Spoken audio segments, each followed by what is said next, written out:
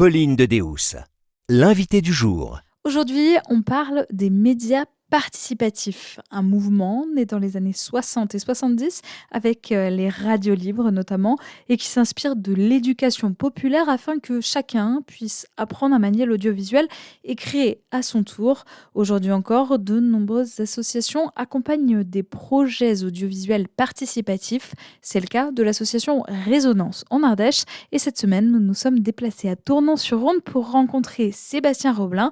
Il est membre de l'association depuis sa création. Confortablement installé dans son salon, nous lui avons tendu le micro pour qu'il nous présente la philosophie et l'objectif de Résonance. Et nous sommes avec Sébastien Roblin. Bonjour. Bonjour à toutes et tous. Vous êtes cofondateur de l'association Résonance, association créée il y a plus de 10 ans. C'est un média audiovisuel participatif. Alors avant de revenir sur l'histoire de cette association et la fondation, est-ce que vous pouvez nous définir un peu ce qu'est un média audiovisuel participatif ?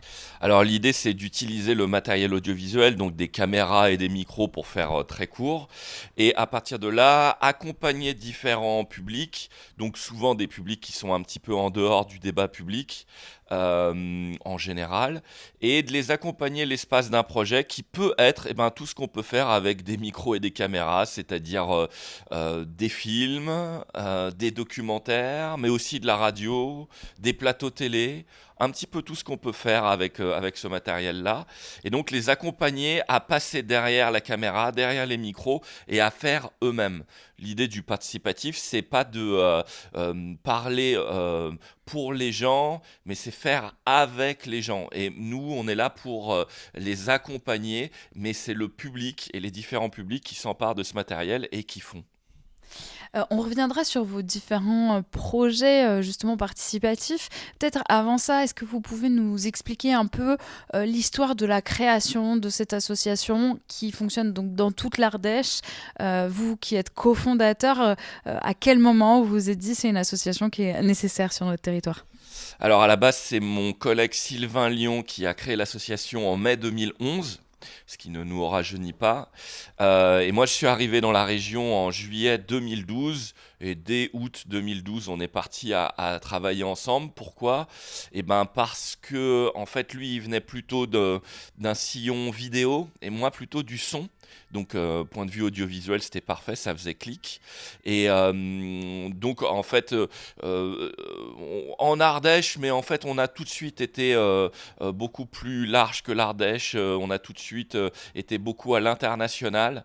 La raison d'être, en fait, et l'intérêt de Résonance en tant que média audiovisuel, c'est-à-dire que son intérêt, c'est que je pense que globalement, beaucoup de gens veulent reprendre la parole, en ont un peu marre qu'on pense pour eux et qu'on dise pour eux.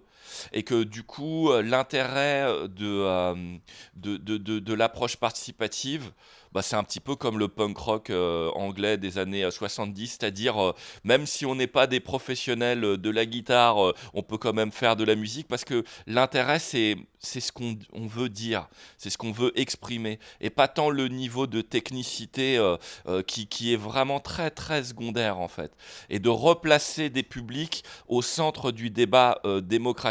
Et s'il y a des médias qui ne s'intéressent plus à eux, revenir à la base et devenir média soi-même et reprendre la parole et le proposer à d'autres publics, parce que en fait dans notre démarche, alors le Covid avait mis un petit peu un terme à ça, mais c'est de créer, en fait, de partir de l'idée de ce qu'on veut exprimer, à faire un travail de synthèse pour réussir à se confronter à nos propres stéréotypes. Il y a une approche de sensibilisation du média. Lorsqu'il faut écrire un scénario ou même préparer une interview, il faut bien qu'on y réfléchisse et qu'on prépare et qu'on y travaille. Et parfois, on se retrouve à devoir trouver nos propres solutions et se poser, comme je dis souvent, déjà les bonnes questions. Ça me paraît très, très important avant d'aller directement aux réponses. Trouver les bonnes questions, la bonne approche, faire un travail de réflexion et puis ensuite aller le confronter, réaliser, avoir tout ce travail de post-production. Donc lorsque vous faites de l'image ou de l'audio ou des deux, il y a ce travail d'édition, c'est-à-dire couper et mettre en lumière ce qui est le plus important sans dénaturer la parole des gens. Et puis aussi, une fois que cet objet média a été réalisé, le projeter devant un public et être confronté directement à un public qui vient regarder ou qui écoute et avoir leur feedback, avoir leur questionnement. Et ça fait vraiment, vraiment, vraiment avancer ta propre réflexion en fait. Donc on comprend bien plusieurs enjeux à la fois démocratiques, mais aussi des enjeux individuels, de développement de l'esprit critique, de compréhension aussi de fonctionnement d'un scénario, d'un média. Donc tout ça, on y reviendra, mais d'abord j'aimerais qu'on illustre ça à travers vos projets. L'un de vos projets, qui s'appelle Mediapop, a notamment remporté il y a quelques semaines un prix, le prix pour l'accès à la culture de la Fondation Charles de Forêt. Par exemple, ce projet Mediapop, est-ce que vous pouvez nous l'expliquer un petit peu ? Alors c'est vrai que le mot projet, on l'emploie beaucoup. Nous maintenant, on appelle ça un dispositif. Un dispositif Mediapop qui s'adresse à un public déterminé, c'est-à-dire une tranche d'âge. En gros, de 15 à 30 ans, mais parfois on navigue de 11 à 30 ans. En tout cas, pour un public un petit peu plus jeune, parce qu'on a un autre dispositif pour un public post-30 ans. Et en fait, l'idée, c'est ça, c'est qu'on a du matériel. On a un studio à la Maison de l'Image d'Aubenas où on a pu installer tout notre matériel parce qu'on fait des plateaux télé, c'est quand même beaucoup de matériel. Il faut une régie vidéo, une régie son, plusieurs caméras, beaucoup de câbles, etc. Et en fait, Mediapop s'adresse à un public de 11 à 30 ans pour faire de l'audiovisuel participatif. Parce que j'insiste sur le mot participatif parce qu'il y a une dimension dont on n'a pas parlé encore, c'est l'idée que bien sûr les gens peuvent avoir un projet en tête et le faire seul, mais en fait l'idée c'est de recréer du lien social, c'est de réinjecter de l'humain en fait dans cette démarche. On a plutôt tendance à être de plus en plus cloisonné, à être de plus en plus individualisé et nous ce qui nous importe c'est d'être sur le terrain comme on dit et de travailler avec le public et de créer des collectifs même temporaires. Peut-être que des gens qui participent au dispositif Mediapop ne se rencontreront qu'une seule fois dans leur vie puis après repartiront de leur suivre leur propre chemin, mais en tout cas l'espace d'un projet, créer un collectif temporaire et devoir aussi se confronter à l'autre, en termes d'altérité, se confronter ses idées à l'autre et d'avoir un feedback direct. Et je pense que ça, c'est une dimension qui est très importante. Et le prix Charles de Forêt, je pense que ce qui récompense, c'est ça, c'est aussi la création de liens sociaux humains.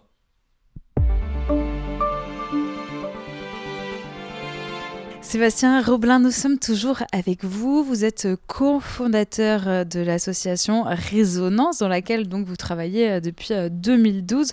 C'est un média audiovisuel participatif. Vous nous avez expliqué ce que ça représentait en première partie d'émission, et notamment un prix que vous avez remporté, le prix pour l'accès à la culture de la Fondation Charles de Forêt. Vous nous disiez, si on l'a remporté, c'est aussi pour ce lien qu'on essaye de recréer dans un monde finalement où les liens sont peut-être moins présents.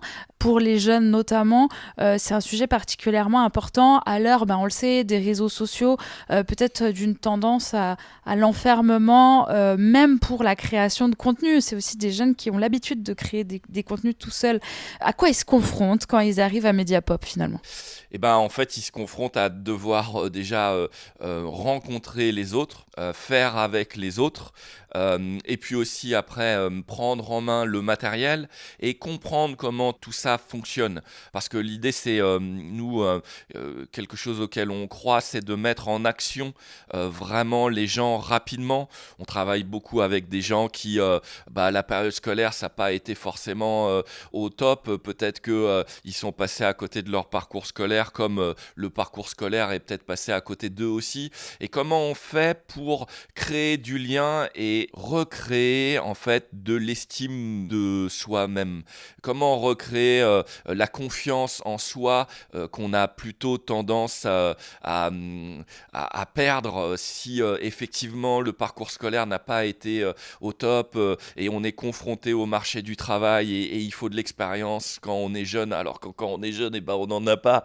Et comment on peut trouver sa place là-dedans? Et on ne peut la trouver que si on a confiance en soi. Derrière son ordinateur, en faisant des posts Instagram, TikTok ou que sais-je, on ne peut pas accéder à ça? Alors, je pense que les écrans, en fait, il faut simplement faire le compte d'heures qu'on passe devant nos écrans par jour, faire ça sur une semaine et le multiplier par 52 pour savoir à peu près le nombre d'heures qu'on passe devant nos écrans. Et ça fait partie de nos vies aujourd'hui et il faut accepter. Mais pareil, c'est très intéressant tout ce qui se passe sur les réseaux sociaux, les gens qui veulent devenir influenceurs. C'est un vrai boulot maintenant. Moi, je rencontre beaucoup de jeunes, je vais dans les milieux scolaire, je travaille avec des collégiens, etc. Ils me parlent de Dubaï, ils me parlent d'influenceurs, ils me parlent de faire de l'argent, mais parce que c'est la société qui leur renvoie cette image.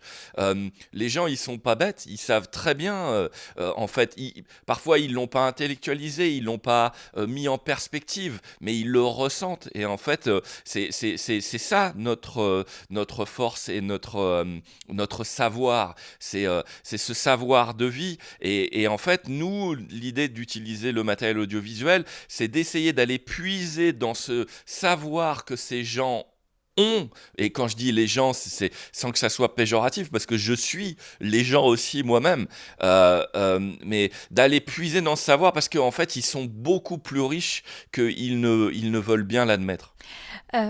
Si on veut voir ces productions faites dans différents dispositifs, notamment en Mediapop, le dispositif pour les jeunes, mais il y en a d'autres.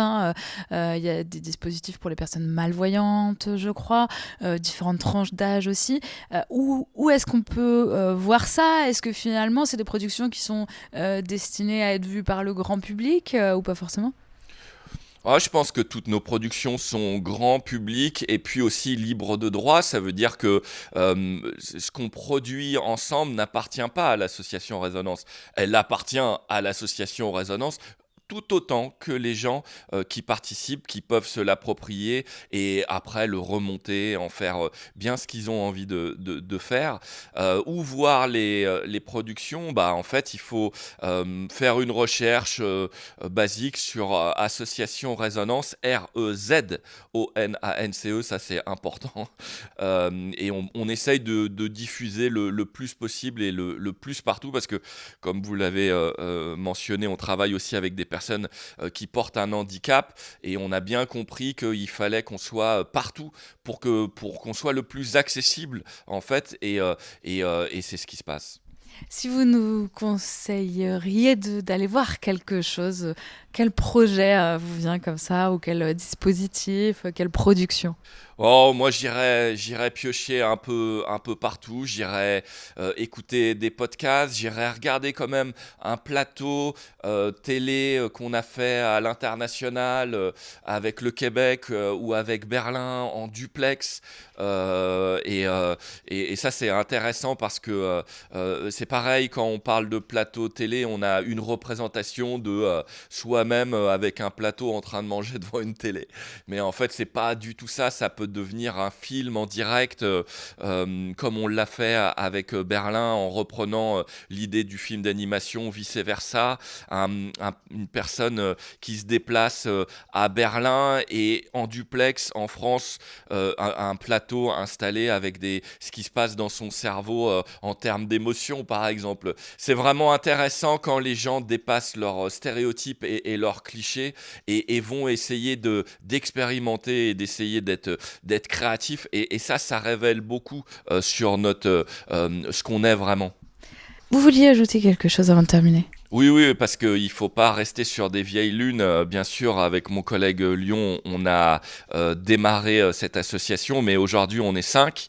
Et je peux vous affirmer que les 5 membres actifs de Résonance, en plus du bureau qui n'est pas aussi en reste, mais les 5 membres actifs sont 5 locomotives qui veulent essayer de créer leur propre emploi sur le territoire, ce qui n'est pas forcément facile et qu'il faut bien comprendre qu'on doit défendre la culture et le vivre ensemble. C'est nos valeurs, c'est ce qui rend ce pays aussi intéressant dans notre diversité et ces 5 personnes-là sont là pour les défendre. Merci beaucoup Sébastien Roblin d'avoir été avec nous pour l'association donc Résonance en Ardèche.